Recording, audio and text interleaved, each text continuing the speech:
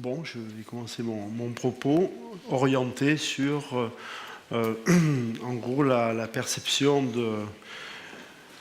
du Pays basque à travers sa langue, son territoire linguistique, décliné de part et d'autre d'une frontière. Alors, cela évoque justement l'idée, l'image de la marge linguistique, en ce sens qu'il y aurait un territoire principal et puis une marge. J'y viens, je m'en explique. La figure, en effet, de la marge linguistique de type alsacien ou catalan en Aragon, par exemple, la fameuse franja, retenue ici, classiquement déterminée par la présence d'une frontière étatique ou d'une limite infra-étatique, caractérisation première de la langue de la ligne divisoire qui inclut la marge dans un ensemble A. Voilà, pour schématiser cela. La double appartenance vis-à-vis des ensembles d'appartenance, A, politique, et B, linguistique, peut ainsi être productrice de représentations particularisantes des variétés topolectales concernées, alsaciennes de l'allemand ou du bulgare en Grèce, par exemple, en Thrace. Cela peut ne pas avoir d'incidence particularisante sur la perception de la langue concernée ou bien déboucher sur des représentations socialisées, par exemple, et c'est relativement important, du dialecte alsacien avec une forte personnalité dont la version écrite balance, hésite entre celle de l'allemand standard et une autre qui lui est propre. Cela peut aller jusqu'à l'aboutissement d'un processus différenciateur avec individuation de la marge, comme cela a été récemment le cas du Gven en Norvège, ou du Menkeli d'ailleurs, par rapport au continuum du danois, coiffé par ailleurs par sa propre variété standard. Comme frange, la marge linguistique, déterminée par une réalité politico-administrative, est nommée de cette manière en référence à la franja catalane d'Aragon. Cette configuration est très fréquente, en fait, pour des langues répandues ou peu répandues, et les exemples sont très nombreux. Le basque n'y échappe finalement pas. En France et en Espagne, pour ne prendre que ces deux pays, si l'on accepte la majorité des langues d'Oïl dont l'individuation sociolinguistique a été actée, seul le breton, le corse, le galicien et l'asturien y échappent. La frange, par analogie avec le prolongement secondaire d'une chevelure, est alors un type de marge qui continue le territoire contigu dont elle est séparée par une frontière ou une limite administrative infra-étatique. Ici, matérialisée par celle qui sépare les communautés autonomes de la Catalogne de l'Aragon, puisque je suis parti du mot franja, qui est utilisé pour cette région-là. Le signifiant frange comporte le sem de forme longitudinale et les franges catalanes en Aragon, franja, galiciennes dans les Asturies ou occitanes dans les Alpes italiennes en fournissent des illustrations, de même que celles d'Alsace et de Lorraine germanique. Sans pour autant retenir de cette motivation de forme, qu'elle soit absolue ou majoritaire, on admettra toutefois qu'elle est fréquente et qu'elle est bien une marge puisqu'elle désigne un territoire d'importance réduite par rapport à l'ensemble linguistique B dont elle participe. De là, pour désigner d'autres marges limologiques ou liées à des frontières qui n'ont pas cette forme, d'autres signifiants devraient aussi contenir le sem exprimant l'idée de prolongement d'un ensemble principal. Comme zone d'attraction ou d'influence, la marge linguistique peut aussi s'étendre en halo au-delà du territoire linguistique d'origine et de son exofrontière. Ainsi en va-t-il de la pratique de l'apprentissage comme langue seconde pour des raisons instrumentales, notamment économiques et d'emploi, d'une langue d'un pays voisin. C'est par exemple le cas de l'allemand standard en Alsace et Lorraine germanique. L'occitan a pu autrefois jouer un rôle similaire sur la bordure septentrionale du Pays basque nord.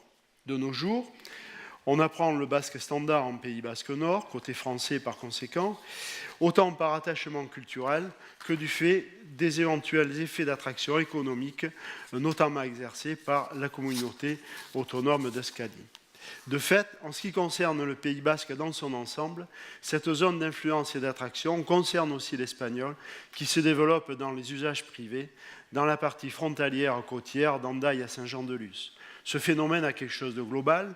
D'un côté, il apparaît comme un des effets de l'amuissement de la frontière entre la France et l'Espagne, tous deux membres de l'Union européenne, de la croissance des échanges économiques dans le cadre d'un ensemble industrialisé et urbanisé, rapprochant les deux conurbations de Saint-Sébastien et Bayonne.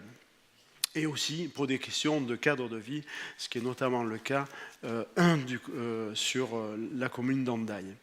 En ce qui concerne le basque à proprement parler, cela renvoie ainsi à la réalité de la présence significative de résidents guipuscoans locuteurs de basque et d'espagnol, de nature à favoriser, dans cette marge nord, une pratique transfrontalière moderne du basque désormais marquée par la prégnance de ses tendances standardisatrices.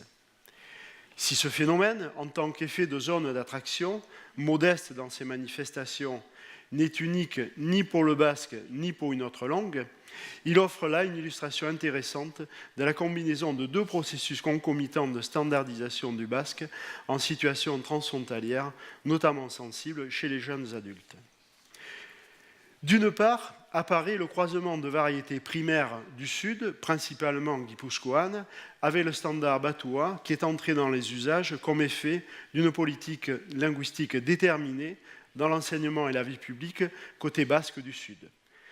Cette pratique linguistique, de plus en plus structurée sur la base du batois, résultat d'une standardisation planifiée et de type téléologique. D'autre part, cette variété rencontre côté nord d'autres variétés primaires, pensons au sous-dialecte costatar, décrit comme étant intermédiaire entre Navarro-les-Bourdins et guipuscoan, c'est certainement très sommaire comme description, ou du moins en partie du fait de leur progressive érosion généralisée. De fait, il s'agit de plus en plus, et notamment chez les locuteurs ou néolocuteurs jeunes, de formes également standardisées sur la base du batois. On a alors affaire, dans cette situation transfrontalière, à une autre phase de la standardisation, celle-ci de type spontané ou causal, entre deux variétés tertiaires, du standard du Sud et du Nord, elles-mêmes plus ou moins marquées, selon les locuteurs, par des traits propres à leurs substrats dialectaux respectifs. Qu'en est-il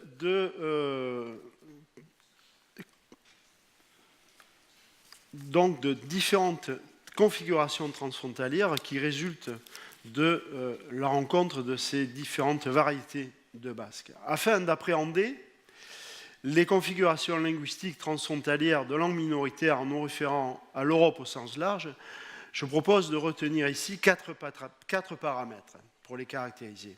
Territorial, démolinguistique, de vitalité linguistique et de structuration glottopolitique. Et toujours en référence avec cette idée de départ, l'idée de marge qui est constitutive de situations très souvent transfrontalières. Au passage, je précise que le terme glottopolitique, donc inventé par Marcellesi et Guespin, renvoie à un lot de pratiques, nous y reviendrons plus tard, des échelons suprastructuraux dominants de la société qui relèvent des politiques et des mesures juridico-administratives qui en découlent, en même temps que des activités et des productions, des relais sociétaux, de la base, comme on dit couramment aussi, conscients ou inconscients, actifs ou passifs de ces politiques. Les deux premiers paramètres caractérisent trois classes, dont nous avons fait une première approche. Ces trois classes sont, dans un deuxième temps ou concomitamment, nuancées ou relativisées par les deux autres paramètres énoncés précédemment, donc de vitalité linguistique et de structuration glottopolitique. Alors, donc, on a les paramètres que je viens de dénoncer, et puis, si tout va bien, glottopolitique, voilà. Et ça y est, j'ai fait une bêtise. Pardon. Donc ça, c'est pour plus tard. Alors, la classe 1, pardon. Qu'est-ce qui se passe? Excusez-moi, mais voilà. Dans la classe 1, c'est bon. Voilà. Donc, la classe 1. La classe 1, donc, c'est celle qui concerne des situations transfrontalières, donc de langue, avec une répartition statistiquement relativement harmonieuse de part et d'autre de la frontière. La classe 2, donc, la partie du territoire linguistique en situation de marge linguistique, affirme une dynamique propre. Classe 3, répartition très déséquilibrée, avec des marges très minoritaires et dont l'éventuel dynamisme n'a pas d'effet significatif sur le reste de la communauté linguistico-culturelle. La première classe comportera des langues qui se répartissent de façon à peu près équilibrée de part et d'autre d'une ligne frontière, ou en tout cas sans qu'une de ces composantes soit trop marginale par rapport à l'une ou aux autres.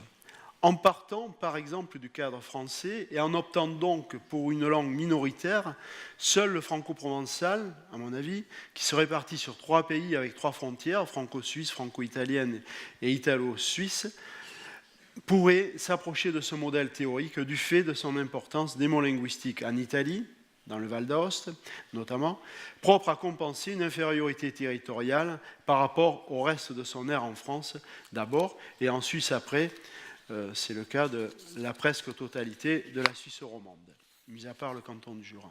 Dans la deuxième classe, prennent place des langues dont la répartition transfrontalière est déséquilibrée, tant territorialement que démolinguistiquement, sans, pour reprendre notre formulation initiale, que la portion secondaire de l'ensemble considéré soit, malgré son caractère mineur marqué, négligeable ou trop dépendante. Cela veut dire que la partie en situation de marge de type frange, précisée au départ de cet exposé, continue de faire partie d'un tout, le territoire de la langue ou celui auquel la langue est intrinsèquement liée, ce qui est le cas donc ici, avec lequel elle interagit. Donc il y a l'idée d'interaction avec la majorité ou l'ensemble linguistique concerné. Cela suppose une certaine autonomie de la marge, sans doute un des effets frontières, mais pas uniquement. On cherchera les raisons de l'autonomie relative de cette marge dans les constituants glottopolitiques évoqués parmi les paramètres, réels ou potentiels, si leur réunion en termes de masse critique est susceptible de rendre évidente, comme nous l'avions déjà formulé, leurs caractéristiques propres, ainsi que des conceptions et des perspectives qui leur seraient liées. Si ce genre de configuration peut en théorie s'engager sur la voie de l'individuation, c'est une question qui est régulièrement posée dans le cas de l'Alsace et de l'Alsacien, entre guillemets, il convient de noter que c'est rarement le cas et que cela est plutôt de nature à alimenter un processus global de revitalisation linguistique. L'histoire et les activités de l'Académie de la langue basque, à cet égard, en témoignent concrètement ici, en ce qui concerne la langue basque. Dans la troisième classe figurent des langues qui ne sont que très marginalement transfrontalières, d'abord des 2 points de vue territorial et démolinguistique. Le cas de l'occitan vient à l'esprit avec le Val d'Aran en Espagne. Le Val d'Aran est peuplé d'environ 10 000 habitants de nos jours. Les vallées italiennes, elles-mêmes avec 175 000 habitants, face aux 15 millions d'habitants environ de la partie occitane de France, de loin très majoritaire. Ces 2 marges ont été des espaces de développement, de dynamique propre, mais sans effet, à ce jour en tout cas, sur le reste du domaine occitan. Or, cela est spécialement notoire pour le Val d'Aran, dans lequel l'occitan est co-officiel en tant que langue propre avec l'espagnol et le catalan depuis 1990. Et surtout depuis 2006-2010, avec l'inscription de cette co-officialité dans le nouveau statut consolidé de la Catalogne, à une double échelle, celle du Val d'Aran et celle de la Catalogne. Il est vrai, très symbolique dans ce dernier cas. À ce jour, cette situation n'a pas eu d'effet d'entraînement, ni même d'interaction, et en tout cas n'a pas créé donc de synergie sur le reste du territoire concerné par l'occitan. Alors, Après ces préliminaires un peu longs, venons-en maintenant à l'exemple du basque et du Pays basque nord, puisque avec cette idée de frange linguistique que j'ai développée au départ, on va mettre l'accent sur un des résultats de cette transfrontalité, qui est l'existence de la marge, excusez le terme, donc côté Pays basque nord. En ce qui concerne le basque, donc, la donne linguistique du Pays basque nord le place en situation de marge de type frange, de mon point de vue, comme je l'ai évoqué tout à l'heure, avec en gros 15% du territoire politico-administratif par rapport au reste. Toutefois, si l'on se réfère au territoire linguistique que je qualifie de traditionnel, celui qui correspond à la langue basque transmise traditionnellement jusqu'à nos jours, en incluant la zone dite mixte sur le plan juridique en Navarre, cette proportion sera plus significative et doit atteindre environ le tiers de ce domaine-là. Pour autant, en termes proprement démographiques, cette proportion du Pays basque nord doit être ramenée à 10%.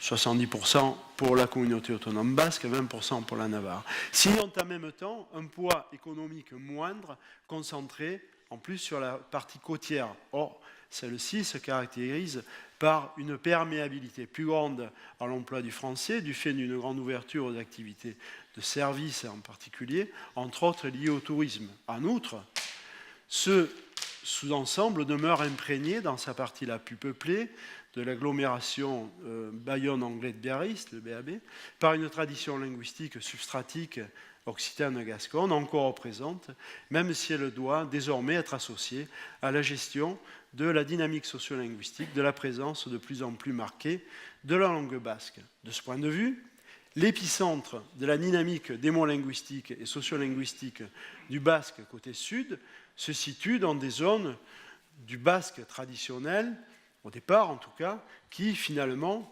englobent territorialement les grands pôles économiques et urbains, ayant ainsi contribué à les associer de façon plus évidente à la dynamique sociolinguistique du basque, alors que ces derniers ont été plus sensibles, en contrepartie, à la pénétration de l'espagnol, historiquement, que n'a pu l'être Barcelone par rapport aux Catalans.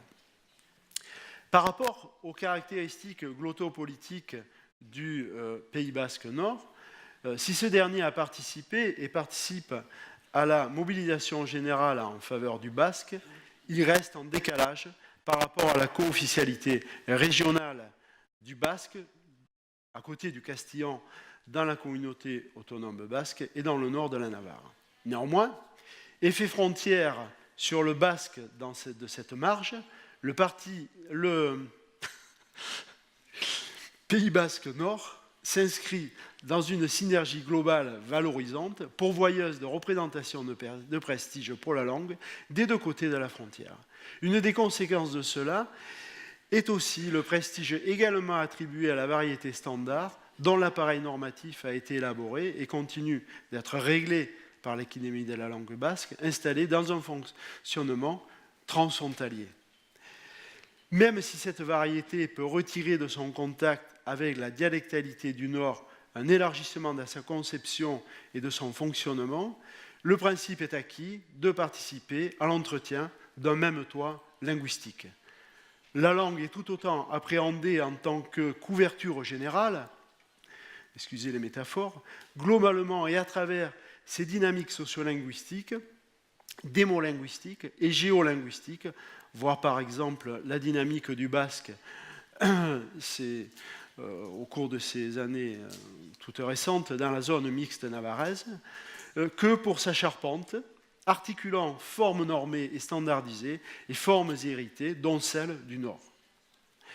La comparaison avec l'équivalent catalan de l'autre côté de la chaîne pyrénéenne en Roussillon, où le paramètre linguistique y est également définitoire, même si c'est structurellement un peu moins fondamental, tend à montrer que le potentiel glottopolitique de ce type de transfrontalité a des effets sur la vitalité linguistique dans la mesure de la place précisément qui est accordée à la langue autochtone dans les représentations culturelles et sociétales dans leur ensemble. De ce point de vue, En termes de dynamique propre à une marge de cette seconde ou deuxième classe, une comparaison peut être faite justement, à mon sens, avec la situation du Roussillon, où l'on verra que cette donne linguistique, dans ce cadre-là, prend sens à partir du moment où on la relie non seulement aux donnes politiques et administratives, étatiques et territoriales françaises, mais aussi à celles qui tiennent, qui sont liées à la structuration des acteurs locaux ou régionaux en faveur de la langue et au mouvement social dans lequel ils s'inscrivent.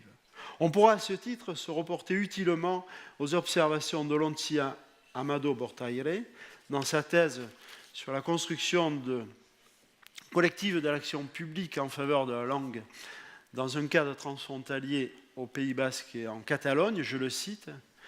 L'observation de deux terrains nous a révélé, les deux terrains, c'est terrain basque transfrontalier et terrain catalan transfrontalier, vu du côté français, nous a révélé une différence fondamentale dans le processus de déconstruction collective des actions publiques transfrontalières en faveur des langues basques et catalanes. Au Pays Basque, la conscience linguistique semble structurer l'organisation des acteurs collectifs par un cadre d'expérience commun et partagé. En Catalogne, la ressource identitaire, donc plus large et vaste, semble structurer le cadre de l'expérience transfrontalière. Ainsi, alors qu'en Pays Basque, l'aide au mouvement social de la langue du nord et du sud de la Bidassoa est une forte ressource politique pour les acteurs politiques du Sud, étant donné sa force et sa diffusion sociale au niveau national, en Catalogne, la disparité des réalités locales et la faiblesse du mouvement social de la langue empêchent toute possibilité de participation à une quelconque épreuve de force ou de légitimité dans les arènes publiques, et donc la constitution d'une aide au mouvement social de la langue en Catalogne de France en ressources symboliques de poids, alors que c'est beaucoup plus efficacement le cas côté Pays Basque Nord. On ajoutera enfin, de ma part, que ces donnes-là doivent également être reliées à celles de l'économie et des tendances démographiques. Là encore, une différence apparaît assez nettement entre le Pays Basque Nord et le Roussillon, avec une dynamique globalement plus forte et affirmée pour le Pays Basque Nord, malgré la décroissance démographique et économique de la Soule dans ce domaine, alors que son expression linguistique propre s'y maintient et y fait l'objet d'un fort attachement.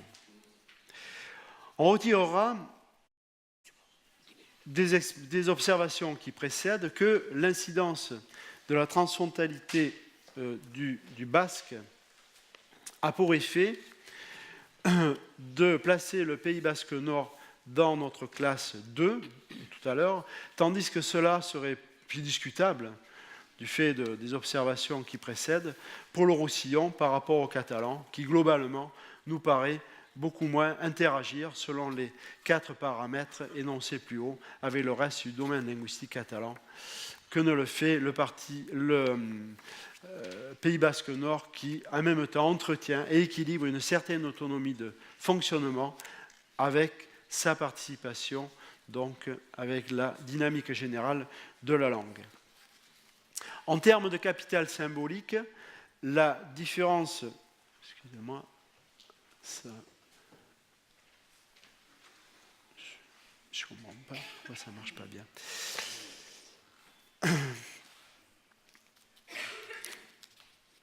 En termes donc de capital symbolique, la différence de statut juridique de la langue présente un handicap et entretient un déséquilibre statutaire par rapport aux 2 communautés autonomes sises en Espagne. Le Pays Basque Nord fait cependant montre en compensation d'une grande capacité de cohésion et de mobilisation publique et sociétale par sa structuration globale en tant qu'entité juridique unique qui déboucha dans un premier temps, faute d'un département, sur la création du Pays Pays Basque en 1997, et plus efficacement depuis le 1er janvier 2017 sur celle de la communauté d'agglomération Pays Basque. Cela englobe la question linguistique en lui offrant incontestablement un support plus déterminé et déterminant que l'on peut déjà conjuguer à la mobilisation pour obtenir au mieux les possibilités du système éducationnel français dans ce domaine utilisé. Si à cet égard les résultats de l'évolution de l'enseignement du basque et en basque, en Pays Basque Nord, ne sauraient présenter des résultats aussi positifs que dans les zones où il est officiel en Espagne, ils s'inscrivent au moins dans un mouvement ascendant, général, de la compétence acquise de cette manière par les 2 tranches d'âge des 25-34 ans et encore plus des 16-24 ans, comme en témoignent donc les résultats de la dernière enquête sociolinguistique sur la langue basque. En notant toutefois que si cela est globalement positif pour le Pays Basque Nord, cela est surtout sensible pour le pôle urbain du BAB, Bayonne Anglais de Biarritz, de culture linguistique originaire partagée d'abord, et dans le Labourd, la base navarre et la Soule régressant ou stagnant à cet égard, rencontrant là, sans doute, les effets conjugués des déclins ruraux et conséquemment démographiques qui ne sont pas propres, bien sûr, aux régions pyrénéennes. Je suis allé finalement un peu plus vite que prévu, mais je le répète, ce qui résulte de cela, c'est après cette approche, l'inscription donc de cette partie Pays Basque Nord par rapport à l'ensemble dans cette classe numéro 2, donc de type frange, mais une frange bien sûr reliée et au reste de la chevelure qui constitue la partie principale du territoire linguistique basque et au-delà de l'entité historico-culturelle et politique nationale, excusez-moi, basque, et d'une part, tout simplement parce que je pense avoir décelé, et je le déterminerai plus précisément dans la version écrite de cette communication, une dynamique propre, qui n'est pas, disons, centrifuge, mais qui est en interaction avec le reste. Merci, et excusez-moi pour cette lecture parfois hésitante.